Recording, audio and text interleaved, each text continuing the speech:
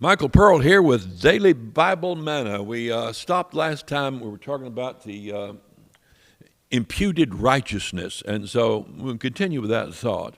He says, to him that worketh not, but believeth on him that justifieth the ungodly, or in Romans 4:5, his faith is counted for righteousness. Wow.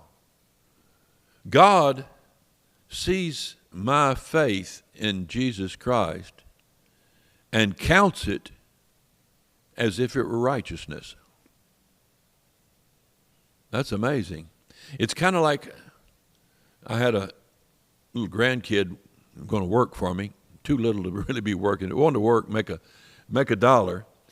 So I had him working, and he had to do a certain thing. And, of course, he couldn't do it, and so I helped him do it. And then I said, that's a good job, and I counted it to him as a good job. It was not. And I paid him his dollar, and he felt like he'd accomplished something.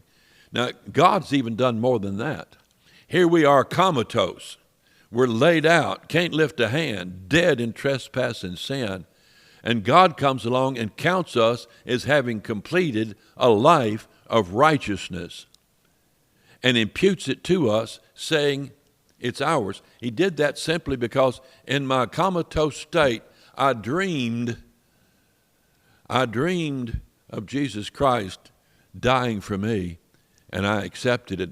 I believed on him, and I had faith in his finished work, and I woke up in heaven. I woke up being righteous before God. I mean, that's how easy salvation is. It's easy, but it's hard because people keep trying to bring something else into it.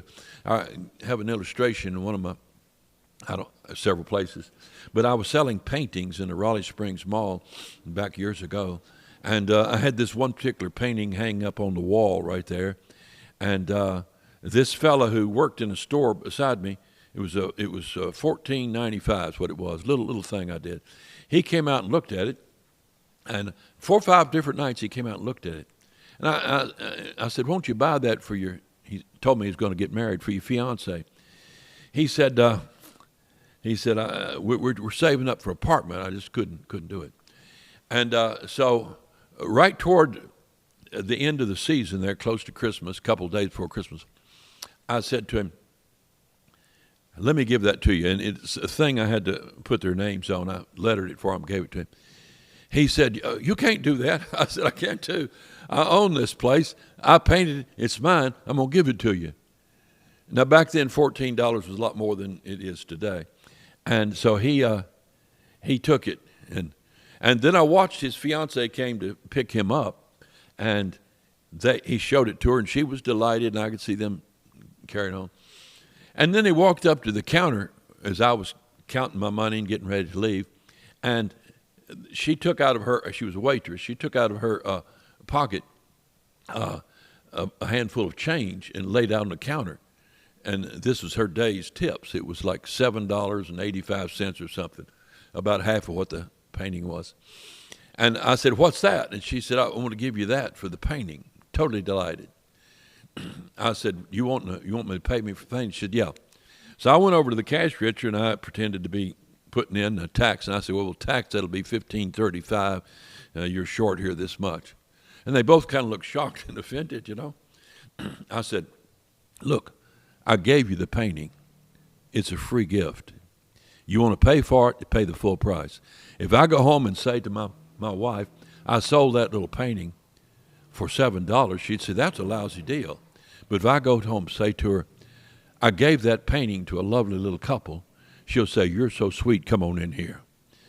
Now, when God gives a free gift of salvation, and you come along and say, I want to pay you for it. I want to get baptized and pay you for it. I want to keep the commandments and pay you for it. I want to do something to show you I'm worth it. God says, you want to do that? Okay. Keep the whole law and don't offend in one point. You say, well, I'm sorry, I've already broken the law. He said, well, that's the price you'll have to pay. You'll have to be sinless. But I can't pay that price. Okay, I got a free gift I'm going to give you. It's yours. No strings attached. It's a free gift. How'd you get your salvation? Right now, believe on the Lord Jesus Christ. He died and paid the full price, and the free gift of salvation is yours, doing nothing at all but believing on Him that justifies the ungodly. Free gift. That's all.